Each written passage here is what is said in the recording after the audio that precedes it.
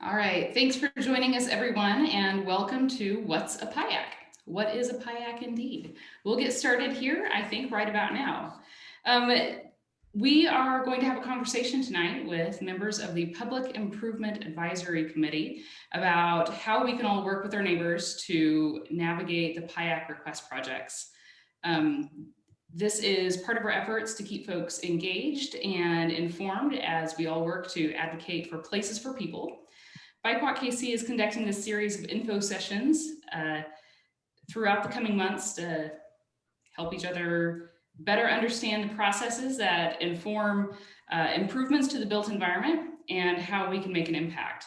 Tonight we're discussing PIAC, and we have some excellent guests for you.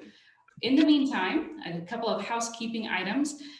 We're recording this session, so just in case you have to skip out early, or in case you have some neighbors or friends that might find this especially valuable, we'll share the link out in an email, a follow-up email tomorrow. So keep an eye out for that. I'm going to keep the rest of us muted, at least initially, so that Lauren and Jim and Christina can get through their presentation and give us all the information that they have. But I know that several of you asked questions when you registered.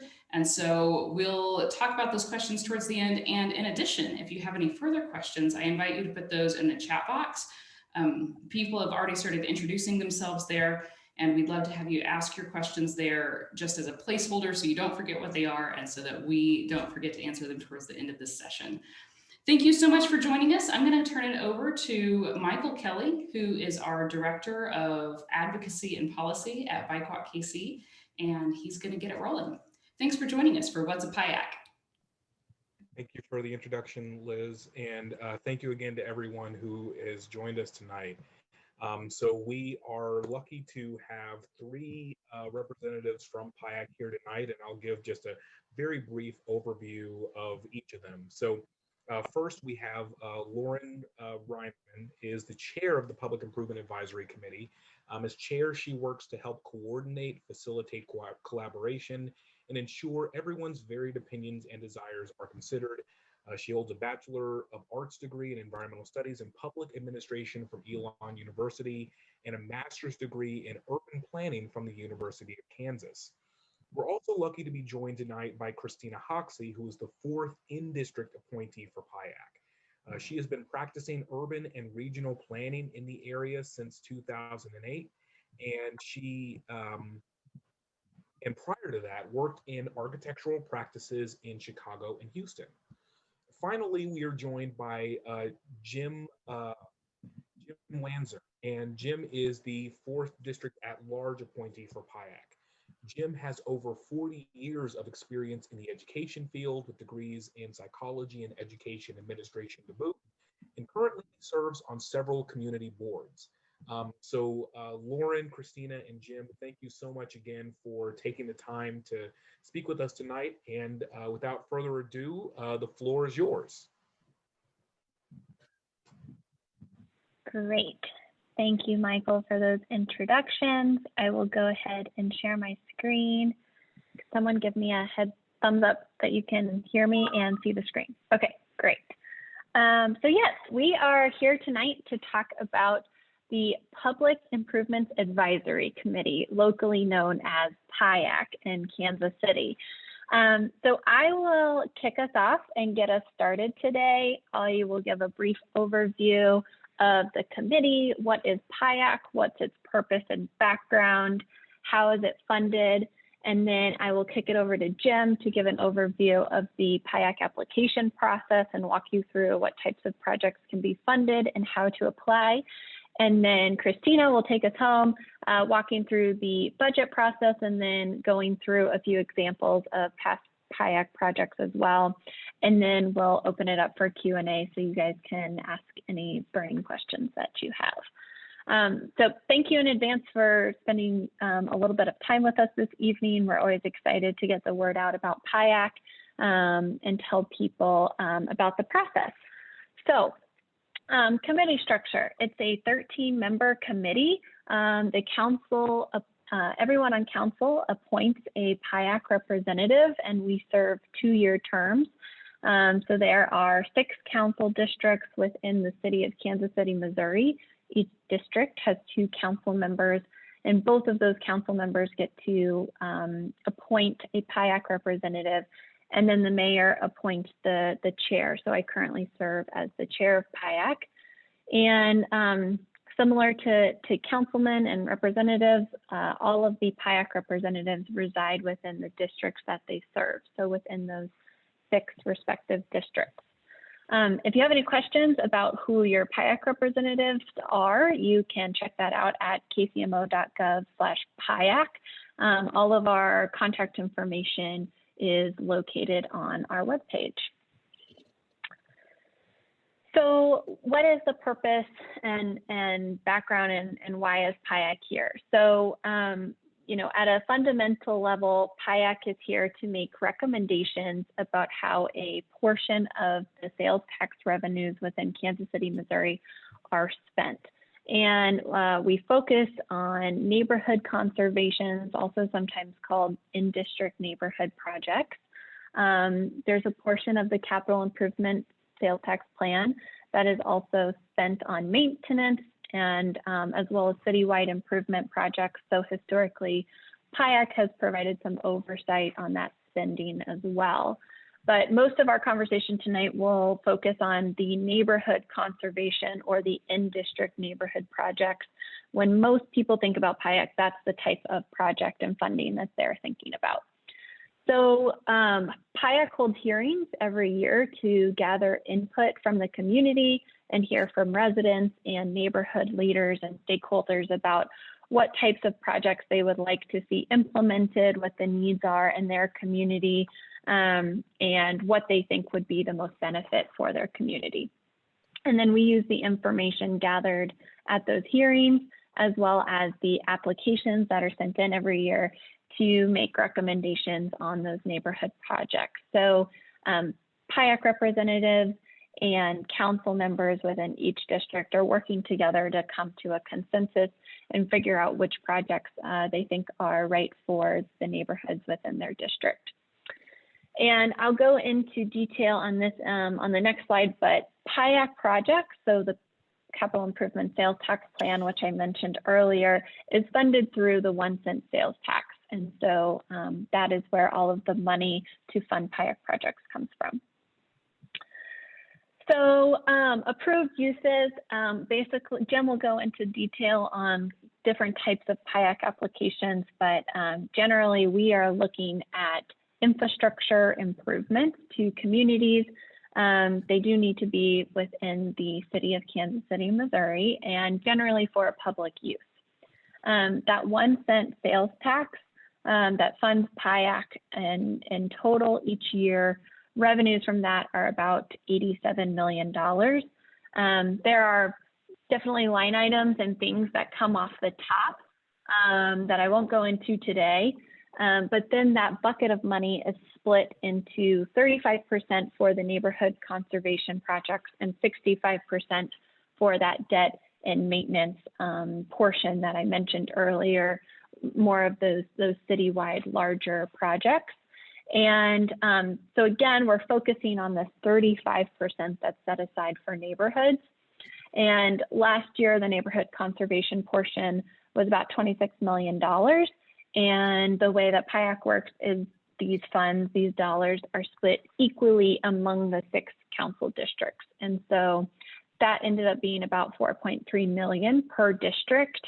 And that's kind of the ballpark. Obviously, last year with COVID and everything was a slightly different year in terms of tax revenue and funding, but generally in the ballpark of $4 to $5 million per district is what we can plan for.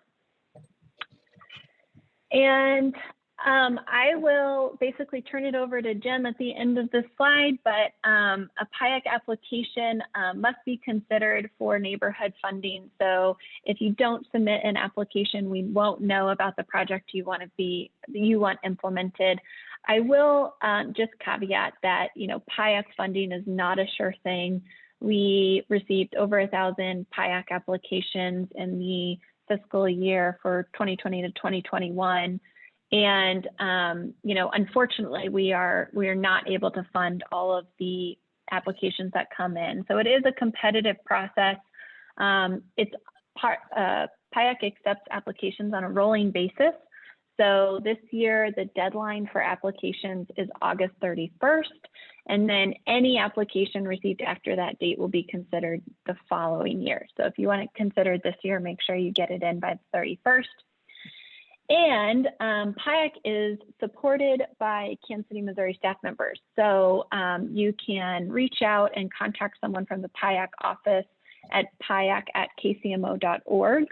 Or the phone number is there, 816-513-8828. We are very excited. PIAC just received a new PIAC administrator, so we're excited to be working with her for the upcoming PIAC year. And with that, Jim, I will turn it over to you. Well, thank you, Lauren, and thank you to Bike Walk KC for hosting this informational session. The fun part about serving as a PIAC representative is you get to learn so much about a great city, and especially the citizens who advocate for things that make their neighborhood and their city a better place. And so it's been truly an enjoyable experience. When we think about eligible PIAC projects, you know, the operative word, as Lauren said, was the word public. It has to be on public property. And so one of the first categories that receives a lot of attention is our parks improvements. As you know, a clean, a well-lit, a well-maintained park is essential to great neighborhoods, and PIAC has a long history of making improvements to the various parks around the city. We've also done some resurfacing of streets and some alleyways, although we've shifted a little bit more our emphasis toward pedestrian walkability and safety, and therefore we focus a little more lately on curbs and sidewalks, particularly sidewalks. And as I'm sure you're aware, there's a great need throughout the city for sidewalk enhancements. We've done some bridge repairs. Again, those can be very expensive, so we typically look at incremental or small repairs. We've done some roadway widening, we've done tree trimming and also some tree planting, and even this year we're enhancing some of the tree wells in the 4th District City Market area just so that the trees that are planted there will actually grow. We've also done some street lighting and some traffic signals, hopefully to make those intersections more safe for both cars, pedestrians, and cyclists. There's a variety of areas that we typically don't fund, and that's improvement to buildings, because those usually aren't public in the full sense of the word, or fences, parking lots, driveways, or direct payments or operational support to various institutions. The one thing that's important to remind various organizations is that we don't do reimbursements, and we can't do reimbursements. And so sometimes an organization has the funds to implement an improvement and then request reimbursements, and unfortunately they're disappointed in that process because we simply don't do that by dictates of the chart. So and then again, also just the reminder, it has to be within the city limits, and that's pretty well a given. Let's see. PIAC applications. So you can find the applications online at kcmo.gov/PIAC, and again, the more complete the application, the better. As was indicated, the deadline for submitting those is August 31st, but it's also helpful to know that once you submit an application, you can send in supplemental documentation to go with your application. It's just that the application has to be submitted by the 31st. If you gain additional letters of support or want to submit additional pictures, then it's helpful to just go ahead and submit those. But again, it's important to describe the problem area. If there's letters of support, and if there's any matching funds or any other funds that can be leveraged in support of the project. All of that information is very helpful, and occasionally we reach out to find out if there is additional information when we consider the application. The strongest applications, the stronger applications are those that show good community support and have neighborhood involvement and a wide range of, the widest range of support that can be generated. And again, so if that's institutions, neighborhood organizations, organizations such as yourself, we would very much value seeing what support has been generated for the project. Also, if one can engage any of the elected officials, as well as any of the other community stakeholders. So if you have an opportunity to talk to city council people, department directors about your project, it's helpful to inform as many people as possible. And again, we're looking for a good description of the benefits and how it will serve the greatest number of people. And it's also great if you attend one of the public hearings. Each of the districts has 2 public hearings, and this year we'll be doing one virtually and one in person. But it's always so helpful to put a name or an organization with the request. And as I mentioned earlier, and I know it sounds a little oversimplified, but pictures are very helpful because it has that immediate impact, and it is very helpful to us to comb through the applications and see what is actually being described. I would also add that if you've been a recipient of a PIAC application, it's also good to give positive feedback to your council members in your district, only because it's a competitive process, and we wish it weren't so competitive, but with limited resources, there are projects that are funded and those that aren't funded. And so if you have the application to thank the council members in your district, that's always a good relationship building. And now Christina will bring us up to speed on some other aspects of PIAC. Thanks, Jim, and thank you, Bike Walk KC, for inviting us again. I also want to chime in on what Jim said. It really is truly a pleasure to get to know the neighborhoods and the neighborhood leaders, and help in whatever way we can to stimulate the collaboration to get the most benefit for these neighborhoods. So what you see on your screen right now is a listing, a calendar of the public hearing events that are coming up. We really do encourage you to attend one of these public hearings to present your ideas for your application. As Jim said, this year we'll have one virtually and one in person. You can also find all these dates on the PIAC website that's been shared previously.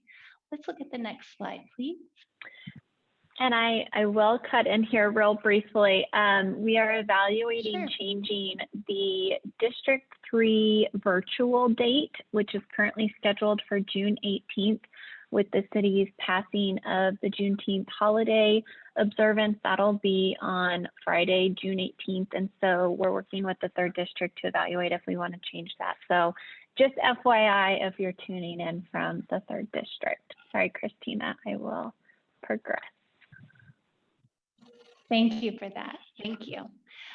So as my teammates have talked about, all of the applications for the next fiscal year would be submitted by the end of August 31st, and that's a date that you can count on every year.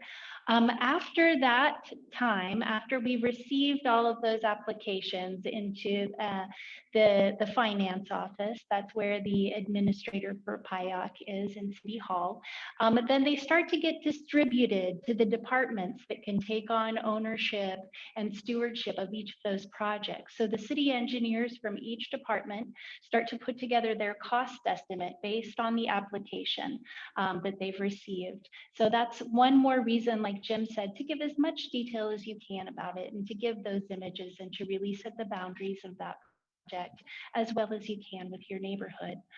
So that cost estimation occurs through the beginning of September through mid-November.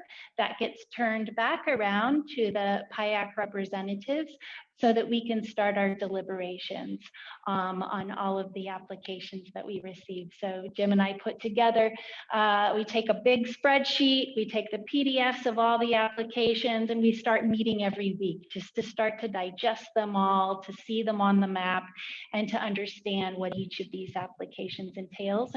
And we usually have quite a few back and forth between the department engineers who are cost estimating, questions to them. That's also when we come back to some of the applicants just to clarify the request and ask any questions we have to receive any more information. So that October to mid-December timeframe is when that occurs. Next slide, please. So this is all in preparation, staging, and having conversations with the council members in late November, early December, when we've started to put together that recommended list for their feedback, so that it can be ready for the budget adoption that happens at the end of March every year. So after we get that list of projects all tightened up and recommended for the list for the council members to take forward, that budget is adopted with the recommended projects, and then that next month in April, the letters start to go out from the PIAC administrator saying which applications were funded and which were not that year. And I can't reinforce again enough how much, if you don't get funded the first year, please try again. It can't be overstated that it's an ongoing cycle, and each year looks a little bit different in terms of the personality of the applications that come in. And the more collaboration that you can show, the more community buy-in, and the more that you can find some leveraged funding for your projects, the farther that they go to create community benefits. So we keep looking at them, and we continue to have those relationships with the applicants as well. So after the project budgets are approved and you've gotten your letter, then the construction work, the design and construction work on those projects can begin in earnest. And some projects can be done during that fiscal year if they're on the smaller side. Some projects take 2 or 3 years to complete. It just depends on the scale of work that you've put in your application for. And this is a handy dandy graphic that the PIAC office put together last year. You can also find this on the website that just kind of establishes expectations for when each part of that process that I explained is going on. Step 1 is the hearing. Step 2 is the committee meetings.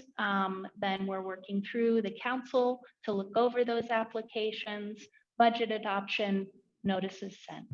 And then the construction begins.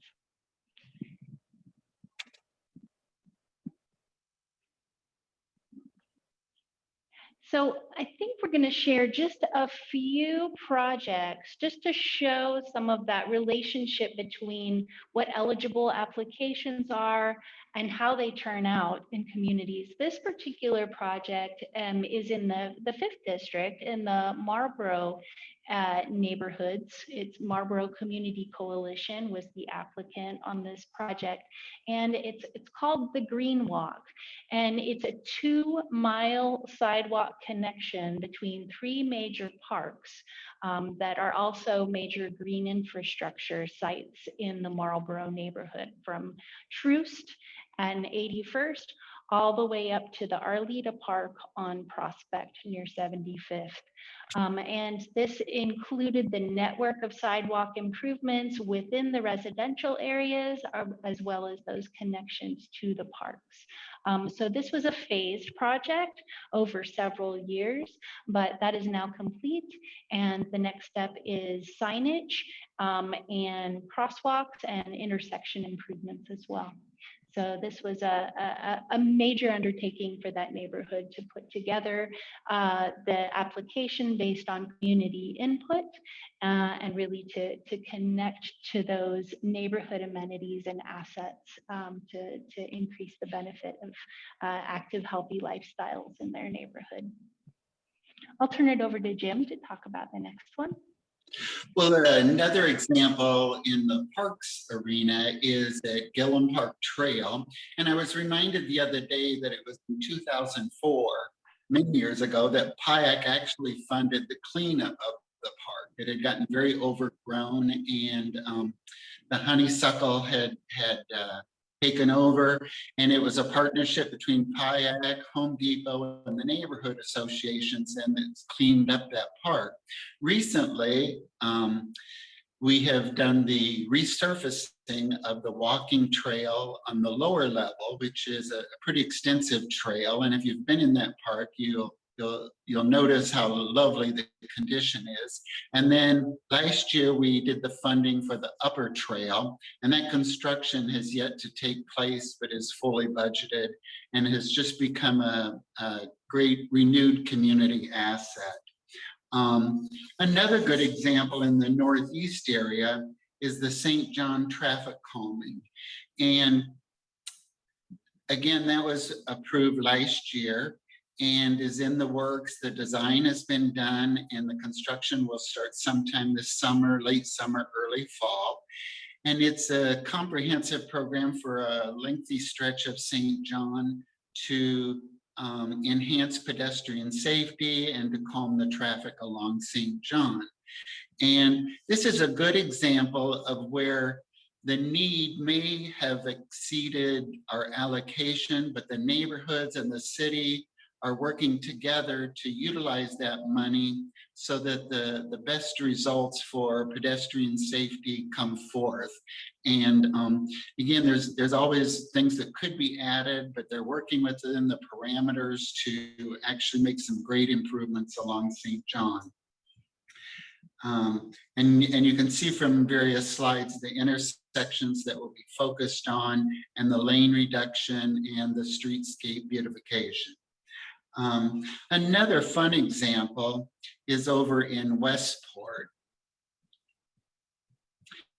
And again, this was part of the funding received in the current fiscal year. And so the build out of this has not taken place.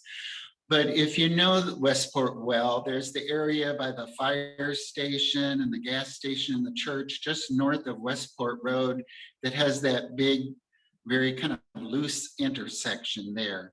And an application came forth about making a pedestrian amenity to the neighborhood there by reducing that broad intersection and making a place for people to come and gather. And again, some streetscape that will make it more attractive. And this was done for a pretty reasonable amount. So we do look for those doable projects that will have the best impact. So again, great project to look forward over in Westport. Finally, before we open it up a little bit, there is some key information that you should note. And again, if you just Google the PIAC website, you'll certainly have all this. But there's the email address and the web page. And also both Christina and I and Lauren are an asset to you if you have questions or would like to clarify any of your thinking with us. We're very accessible, and our names are and our numbers are also, and our email addresses are also on the city website. So again, thank you.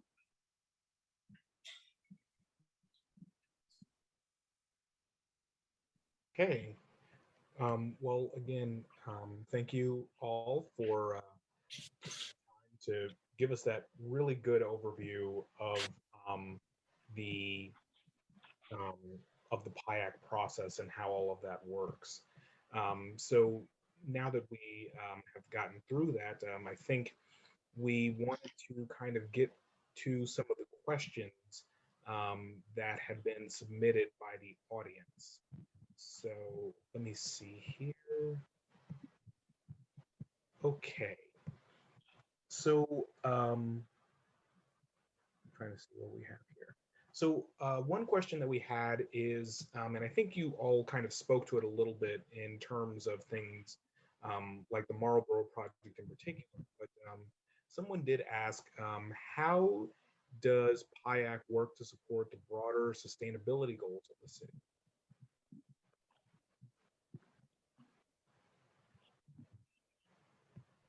That's a really great question. I mean, I think that through focusing our infrastructure dollars on the neighborhood improvements that have been submitted by residents, this is about getting people involved in their democratic process, in choosing solutions that have multiple benefits for their neighborhood. While we're not formulating the applications with the residents, those are coming directly from the residents. So there's not necessarily a green infrastructure influence or native plant specifications or a focus on alternate energy sources for a street light signal or something like that.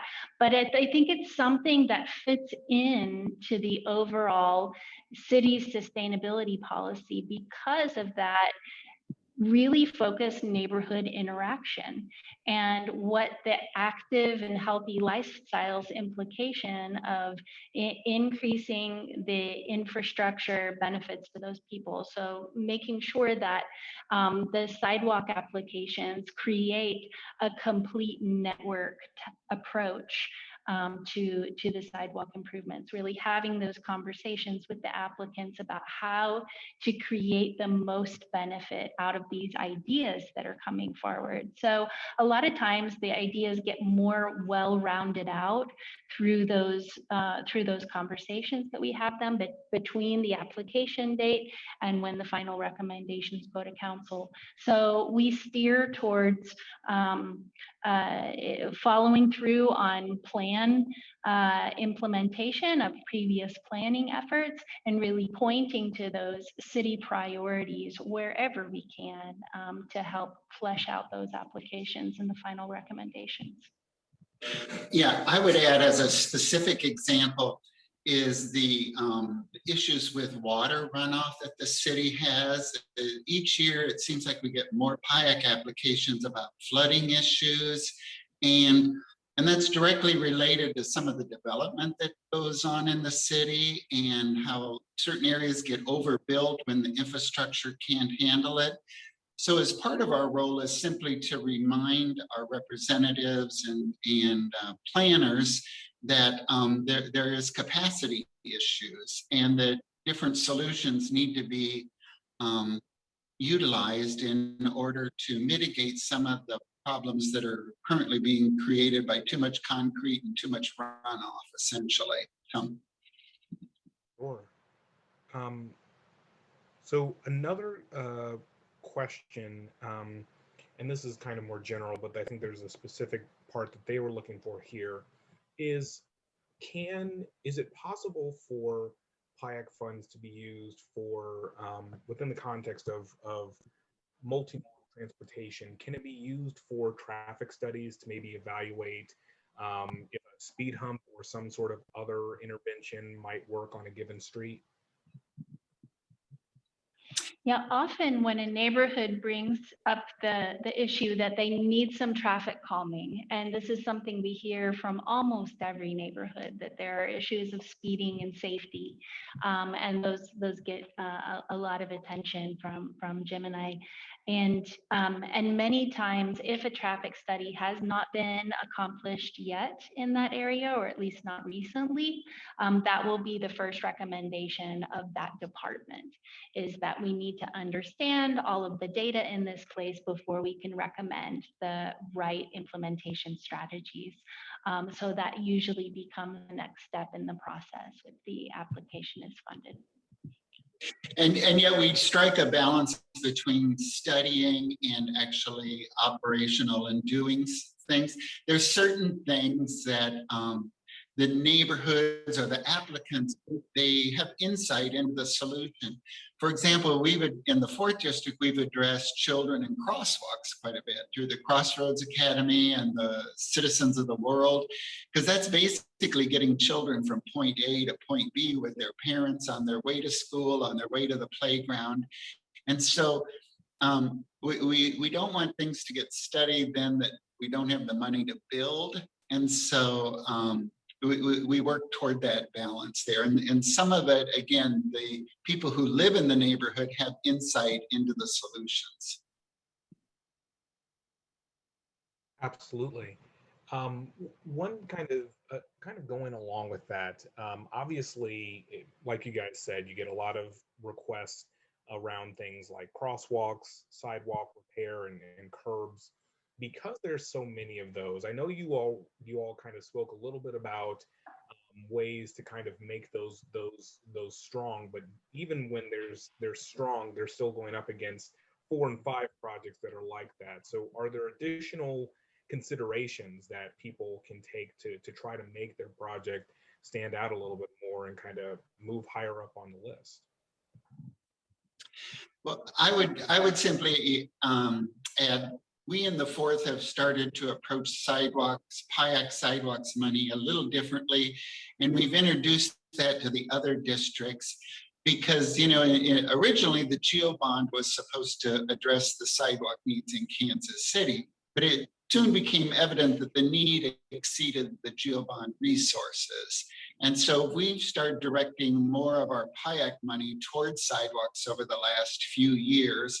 And in order to have an impact, and because setup is rather expensive, we focus on a neighborhood at a time, try to focus on 1 or 2 areas at a time so that we can have an impact.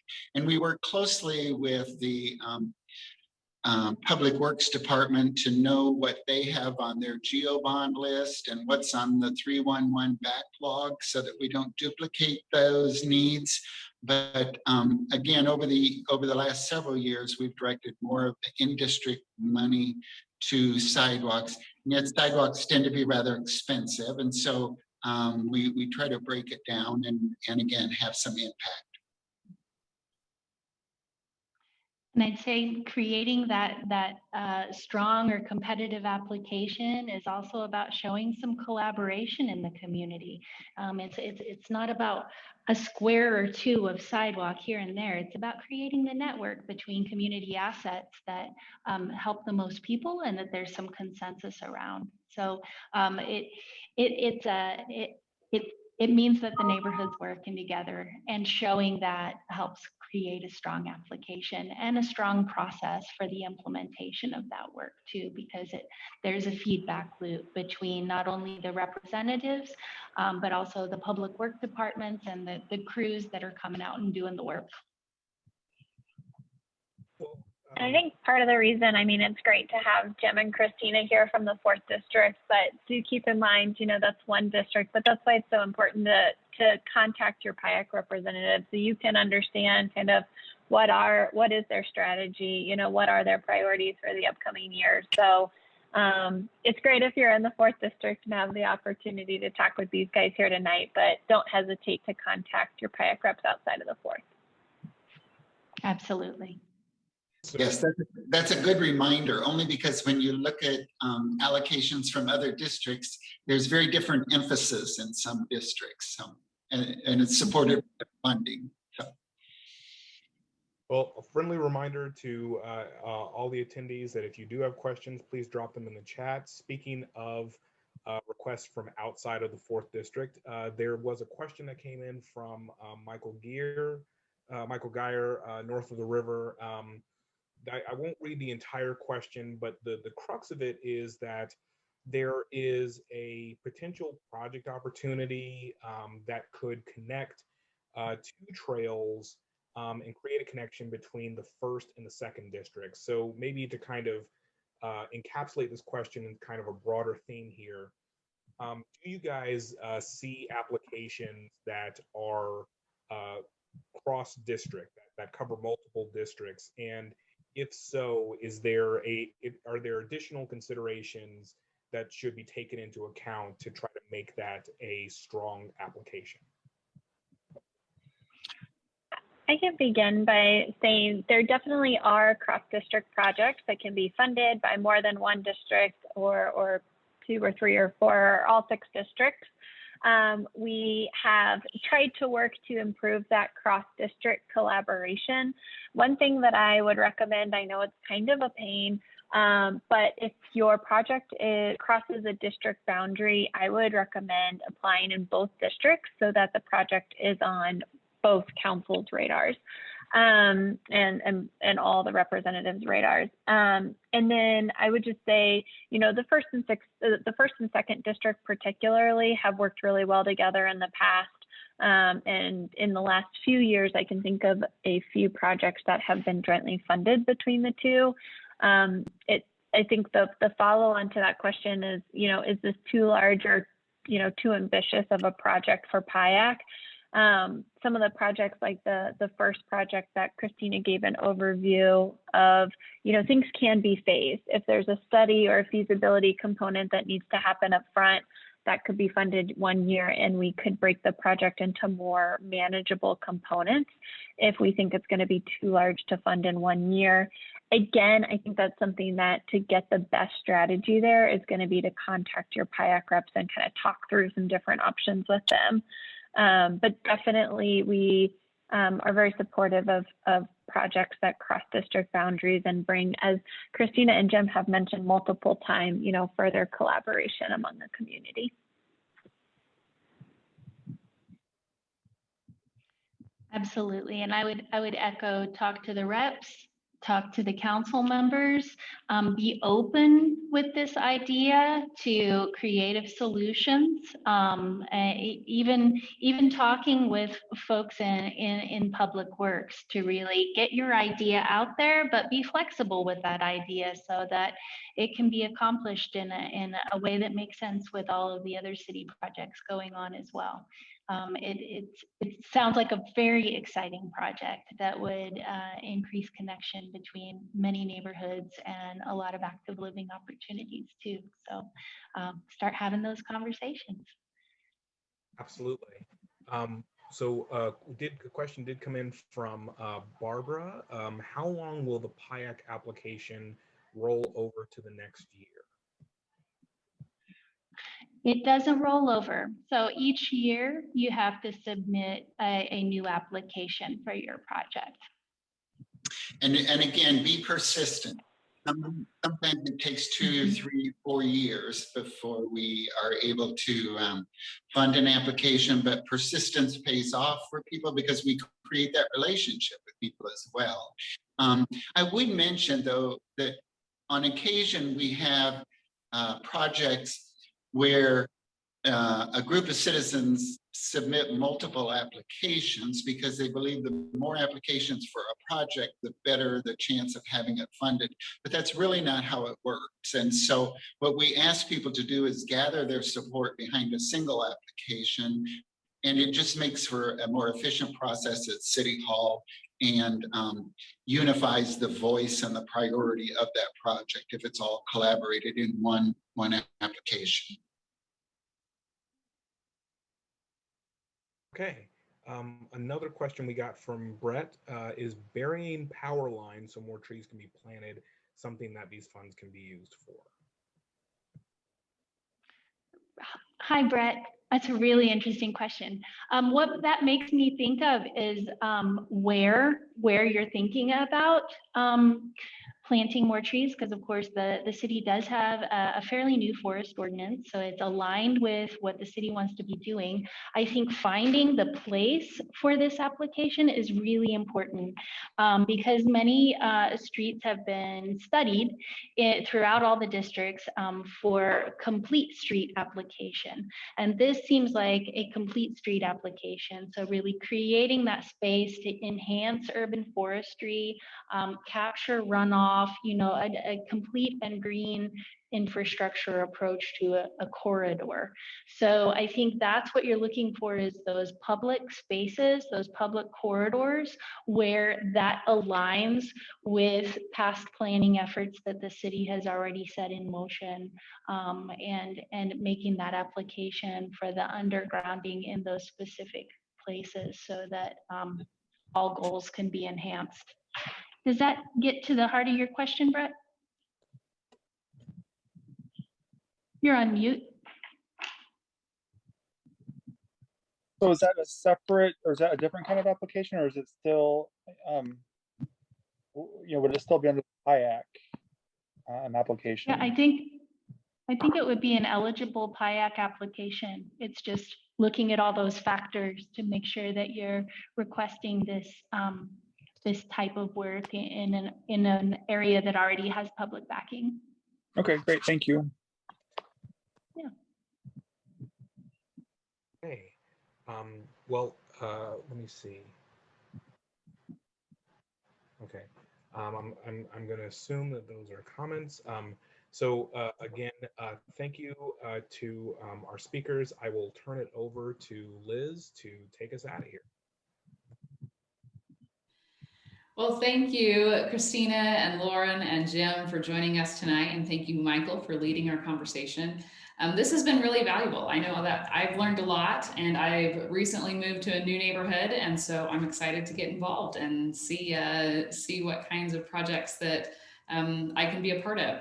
Thank you all for coming. I'd like to especially thank our Bike Walk KC members, because our Bike Walk KC members are helping us through an especially difficult year. Because of you, our friends and our funders, you are helping support these virtual events that are bringing some really excellent topics directly to our listeners. This is great. So thank you very much for that. I would like to remind you all that if you have not yet and you are interested in active living advocacy, please join our mailing list. I will be sending out a link for that in the email that I follow up with tomorrow. That email will include the link to the recording of this video. It's going to go up on our YouTube channel, and it's going to include a lot of links that the PIAC committee folks. I feel like that's redundant. PIAC committee. Can I say it in a different way? PIA committee. The PIA committee folks shared with us today. I'll be sure to add those links to the email tomorrow, so they're easily clickable, and all you got to do is click the button and access the resources that you need. If you hi PIACers, indeed, thank you, Amy. If you have questions, we are always open. If you will email us and tell me, Michael, if I get this wrong, is it advocacy@BikeWalkKC, or is it policy? I believe it's policy. Michael's email address that he for sure knows is policy@bikewalkkc.org. If you need a little nudge in the right direction on where to find the resources for things like complete street guidelines, or if you need some connections with other folks that can help you collaborate for these kinds of PIAC requests, we can help with that. That's what we're here for. So thank you so much for joining us tonight. We appreciate seeing all of you, and we appreciate your excellent questions. This was a really engaged group. Thank you so much, and we'll see you next time.